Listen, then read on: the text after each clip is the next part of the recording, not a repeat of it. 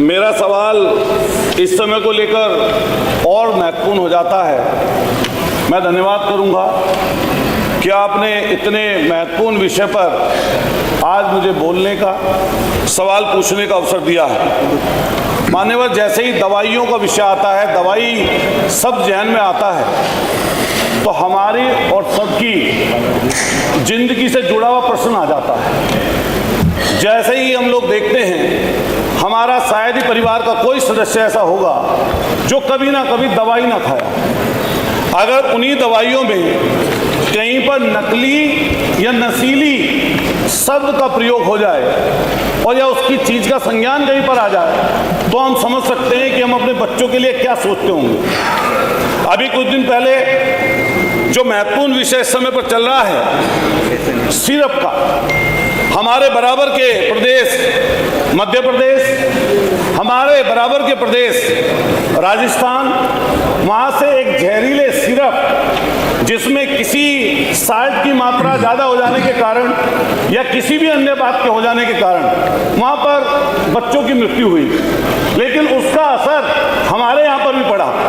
मैंने देखा सरकार की तरफ से कई बयान मिले और उन बयानों में यह कहा गया कि इसकी गहनता से जांच होनी चाहिए और किसी भी तरीके से कोई नकली दवाई या नकली सिरप का इस्तेमाल ना हो। लेकिन मान्यवर, मैंने नज़दीक से इस चीज़ को देखा।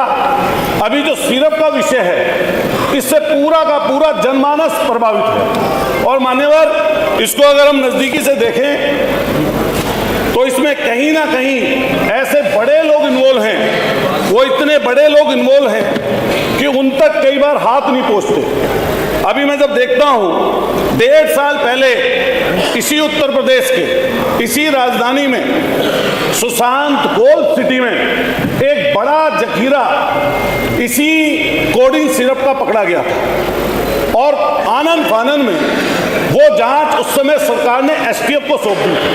लेकिन जैसे ही एसटीएफ को सौंपी, 18 महीने बीत गए, पता नहीं क्या पर्चे कटे या नहीं कटे, कुछ जांच आगे बढ़ी या नहीं बढ़ी, किसी को कुछ पता नहीं चला।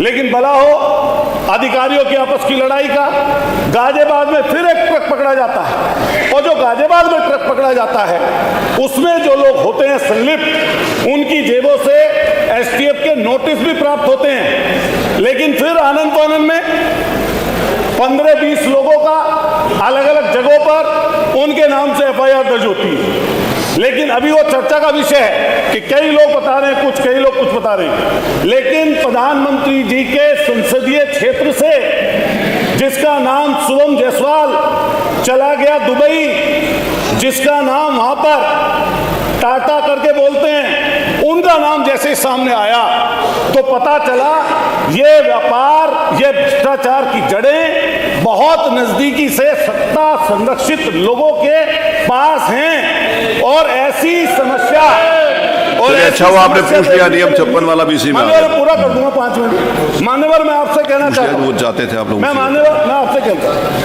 मैं कहना चाहता हूँ, ये बहुत ही गंभीर विषय है और मैं इसलिए ये वाली बात बोल रहा हूँ कि नजदीकी से 128 मुकदमे दर्ज किए गए, लेकिन इतनी मामूली धाराओं में मुकदमे दर्ज किए गए कि सहारनपुर, गाजियाबाद, आगरा, प्रयागराज, आपके बनारस, इतनी मामूली धाराओं में किए गए कि 200 करोड़ की जिसके ऊपर ईडी का छापा डला, 200 करोड़ की जिसकी संपत्ति अटैच की गई, मान्यवर 200 करोड़ की, उस संपत्ति अटैच करने वाले जमानत मिल गई, जिसका नाम विभोर राणा और आपके दूसरे का नाम विशाल सिंह है। मान्यवर, मैं पूछना चाहता हूं सरकार से कि बराबर के प्रदेश में एनडीपीएस के तहत ऐसे माफियाओं के खिलाफ 10-10 साल की सजा का प्रावधान कराकर एनडीपीएस में बंद किया गया है। क्या मान्यवर सरकार ये कह देगी या बताएगी कि ऐसे लोगों के खिलाफ एनडीपीएस के तहत, गैंगस्टर के तहत मान्यवर सरकार बुलडोजर में माहिर है, लेकिन बुलडोजर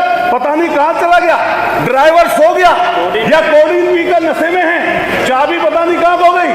हजारों करोड़ का जिसने महल बना रखा है उसके घर पर, उस सिपाही के घर पर नहीं पहुंची। 5 मिनट हो गए। मैं दूसरा सवाल पूछा मान्यवर, पूछिए। जो अपराधी आर्थिक और भौतिक रूप लाभ प्राप्त कर रहे हैं, इससे सामाजिक अपराध कर रहे हैं, क्या उनके ऊपर सरकार जब्ती का काम करेगी। एक और चीज मान्यवर, कफ सिरप, इंजेक्शन सहित 205 दवाइयां सरकार की तरफ से जिनके सैंपल फेल हुए, और ये मान्यवर बहुत जरूरी चीज है, जिसमें दिल की दवाइयां, कैंसर की दवाइयां, आपके हाई बीपी की दवाई, शुगर की दवाई। अब उत्तर आया नहीं, 5 मिनट 5.5 मिनट हो गया आपके, 5 मिनट से ज्यादा मैं अवसर नहीं दे सकता। नहीं, सॉरी, संक्रमण की दवाई, आई कांट डू दैट। पेट का सूजन, पेट के कीड़े, अमोनिया, 205 दवाई। आपका कोई प्रश्न हो तो कर लीजिए, भाषण हो तो खत्म कर लीजिए। जिनके सैंपल फेल होते हैं, अतुल प्रधान जी, कोई प्रश्न हो तो कर लीजिए, भाषण हो तो नहीं। 6 मिनट में 5 मिनट से ज्यादा नहीं दे सकता, नहीं दे सकता मैं। आप पूछिए ना अपने टाइम पर, बताएगी क्या सबको अवसर मिल रहा है। ये आपकी प्रयोगशालाओं में जो आगरा में दवाई पकड़ी गई, मेरठ में दवाई पकड़ी गई, उनके सैंपल जब पोतते हैं प्रयोगशाला में, सैंपल बदलवा कर वो माफिया, चलिए इनका माइक बंद कर दिया, बदलवा कर माफिया वो बरी हो जाता। चलिए मंत्री जी जवाब कौन देगा? जवाब आयुष मंत्री जी। हो गया, उत्तर आ जाने, उत्तर आ जाने दीजिए। बैठिए प्लीज, बैठिए।